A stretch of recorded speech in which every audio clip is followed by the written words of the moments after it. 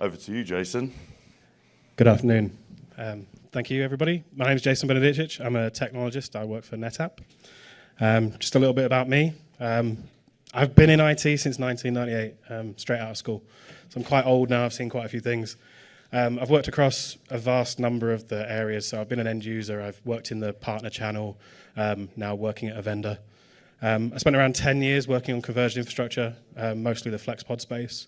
So I've seen a lot of different iterations of data centers. And then I started moving into cloud and automation, infrastructure as code. And then I've been on the Kubernetes train for about the last 4 or 5 years. And my motto is like, always be learning. I know Cade's a big fan of this, but just keep learning all the time. So a quick one. How many people have ever carried one of these in the boot of their car?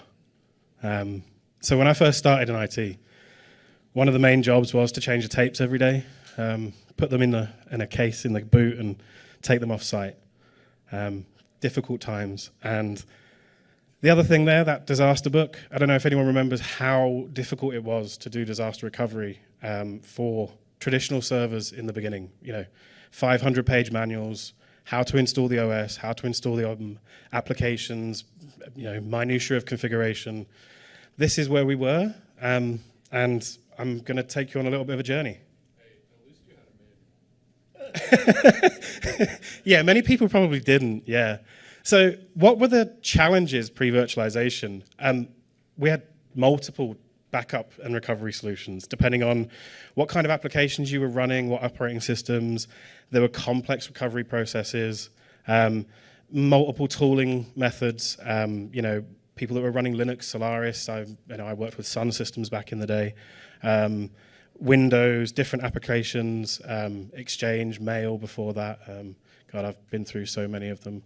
And very, very long recovery times. It was a very complex operation to recover a data center, hence those 500-page manuals and the in case of a hit and bus emergency book. The virtualization journey started, and it was plagued with a number of things that we're seeing today. So that's the reason I came up with this talk.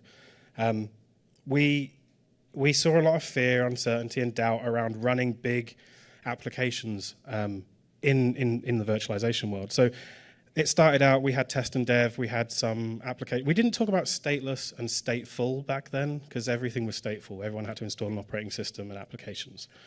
But the big use cases of the time, the Exchange servers of the world, the SharePoint, SQL, Oracle, they were really slow to be adopted in virtualization. There were a lot of resistance. A lot of people said, you can't run this. The storage isn't suitable. The performance isn't there. The tooling isn't there.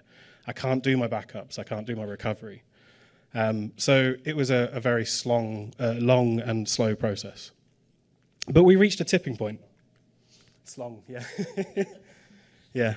We reached a tipping point, kind of hitting into vSphere 3.5 and 4, where the maturity of the platform kind of came alive. And we got the introduction of some key features along the way. So change block tracking, the backup APIs, tools like Site Recovery Manager, and I'm going to get this acronym right, Storage Replication Adapter. So the ability for storage providers to plug in to the SRM process to do additional work on top of the replication process there. We also saw a lot of application integration. So in application consistent snapshots and backups, coordination of the application of the virtual machines. This is something that Veeam worked very hard with, and so did NetApp. We had the product changed names quite a few times, but I think it was called Snap Manager for Virtual Infrastructure at the time, and then moved into the Virtual Storage Console. But coordinating the virtual machine and the application data itself, that became a tipping point in getting adoption going. We were able to bring more of those workloads across and provide more disaster recovery options and data protection options for them.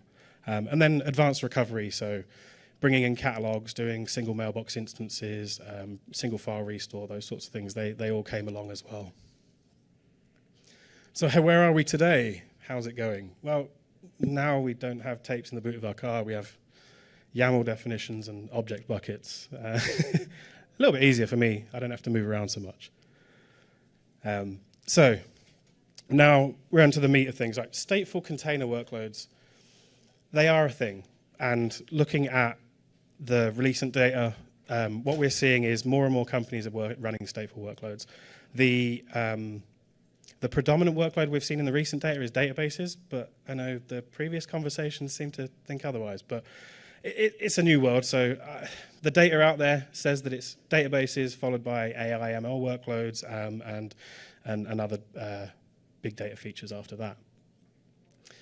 We are in a point where we have the similar concerns exist as we had with early virtualization. So we're saying we've still got a lot of fear, uncertainty, doubt in the platform, doubt in its maturity. Is it ready for stateful workloads? Is the right tooling available? And I think we're there, but I'm welcome to hear from others. Where do you think we are at all? Anyone? Go on, Cade.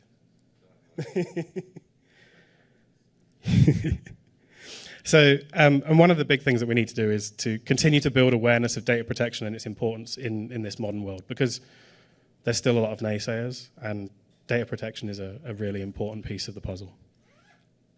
Now, what do we mean when we talk about state in Kubernetes? There are many aspects to state. It's not as simple as it used to be. We're not talking about just a virtual machine disk and the data behind it and a VMX file. We've got the various Kubernetes objects, the persistent data itself, and any other custom config or runtime state. And so this is what an application generally looks like in a Kubernetes space. Now, the application, or more frequently a namespace, can be made up of multiples of these.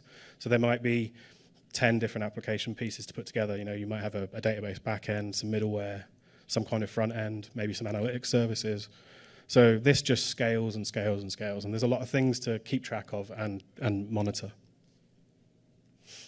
So what do we require to protect this state? And this is where we're making the most progress in the community at the moment, is with storage integration and automation. So the CSI spec and the surrounding work that's going into the application data protection. And that gives us that we have the ability for persistent volume claims to be available and managed as part of the deployment. It also gives us CSI features such as snapshot and clone, which are very important for data protection. What we do need as well is a very good understanding of Kubernetes objects. So how do those objects matter to the application? How do they matter to the restoration of that application? What do we do if we're moving between different Kubernetes platforms? Some things may need to be filtered out. We might not need to take them with us. And we might need to change things. There may be different ingress controllers in different places. So understanding which objects are important, what we need to recreate, what we don't, is there. And then application awareness. So in order for data to be consistent, we need to know what the application is. We need to be able to plug into it and say, clear out the database tables, the temp files, clear down the memory to disk so that we can take a snapshot that is consistent and ready to be reused in the future.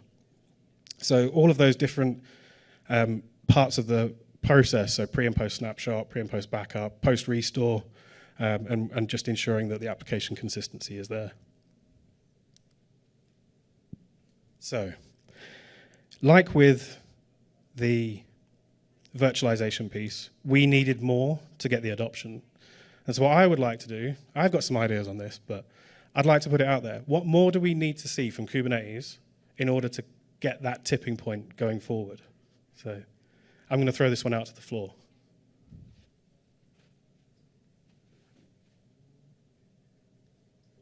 You've got something to say. Okay, yeah. I would say that, the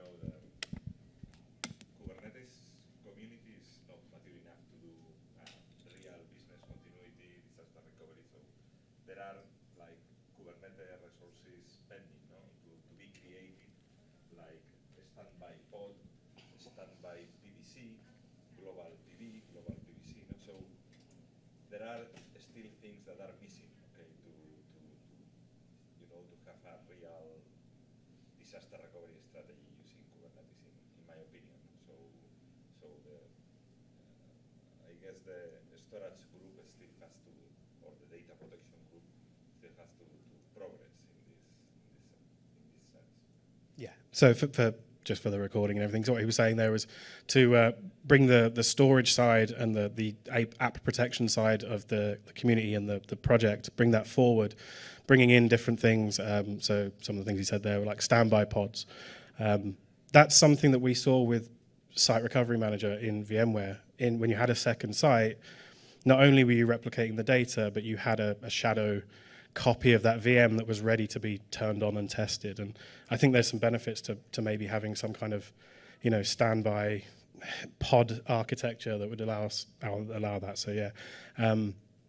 And yesterday at one of the talks at Doc Day, we saw Google presented on a feature that was for, let me get this right, it was for migrating stateful sets between clusters non-disruptively. Felt a little bit like vMotion to me. And maybe, I don't know, maybe we need features like vMotion or storage vMotion to be able to, the Kubernetes equivalent of those things might be important when it comes to data protection. They could be very useful, but anyone else that's got any thoughts on what we could see? Yeah, sure. I just think in my opinion, all the building blocks are there to do it. It requires a whole bunch of steps in order to get there. It would be a lot nicer if when I'm setting up a cluster, I can go, here is a bucket, make sure that any data I put on a PVC is backed up and then restore it down if there's anything wrong with it. It just seems like we're out, we've taken the tapes out of the boot, we've still got the 500-page disaster recovery. Yeah, okay, so yeah. What he was saying there is that the tools are there, but we've got a lot of work to do. So that's one of the things that we're trying to work on. That's one of the things that we're trying to solve for customers, and I know that a few of the others in the room are doing the same thing. I think this is a growing market because the challenges haven't changed, the business objectives haven't changed, and I'll move on to that in a second. But we still have to do the same things that we always used to do. It's just the technology around it's moving, and that complexity exists. We're trying to solve it, and I agree with you. There's still that big manual, but I think we can get there. And I think with the work that the foundation are doing and the community is doing to bring the storage and the data protection APIs ahead, I think we should get pretty good with that. So, what are some typical disaster recovery patterns? Depending on what kind of applications you run, will really depend on what kind of patterns you have. And working with infrastructure people or working with developers comes very different approaches to this. And one of the things I found is that for the longest time, application developers didn't need to worry about a lot of these patterns or things that hardware and the infrastructure took care of a lot of this. So we've been used to the SAN era of being able to replicate things, and applications that we were migrating before, such as Exchange or SQL, they had built-in replication functions to try and take away some of this pain. But we're not really in the same state with the modern Kubernetes applications. So the systems that require the highest availability and the lowest possible RTO, there's a few ways that you can deal with this. So application-based replication, synchronous replication, or stretch clusters. We saw some examples of yesterday running Postgres across multiple clusters globally. I don't think I've seen anyone do it in the wild, but it was one of those talks that was given yesterday. The trade-offs with this are generally cost, latency. So in high transaction environments, doing things like multi-phase commit or things like that, they're not really the right answer. There's some latency trade-off there. And these solutions tend to be complex, and they have the largest complexity piece.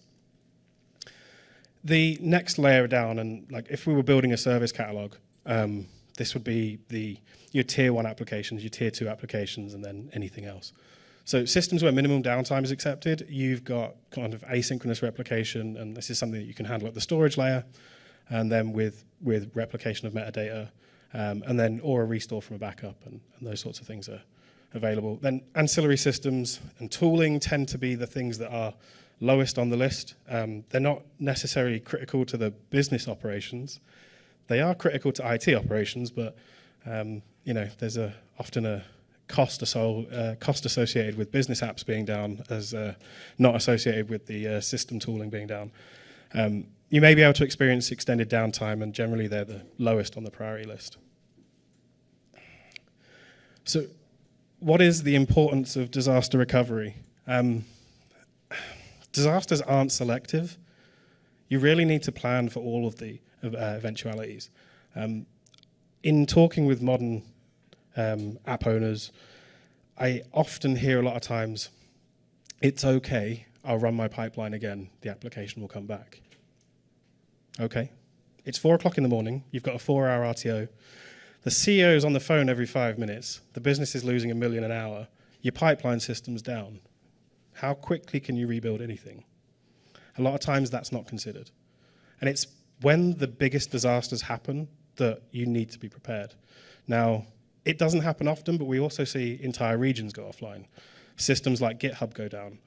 I had an experience of a 3-day outage of Azure DevOps in the UK. So it happens. You can lose your tooling. So plan for all those eventualities. Understand the business objectives. These things have not changed. RPO, RTO, it's still a thing, and businesses still expect you to meet them. Just because that we're moving into new tooling doesn't mean that these business objectives haven't changed. So, and then understand those edge cases, losing your CI/CD platform, loss of authentication. So this was a big thing we experienced in the virtualization days. People wouldn't put an Active Directory domain controller in their DR site, and then they would try and bring up Virtual Center and then couldn't authenticate. That's a big problem, and those things still exist. You still need authentication. It might be SSO provider has had an outage, you can't get to your repos. Well, then you can't refactor your application back into the platform.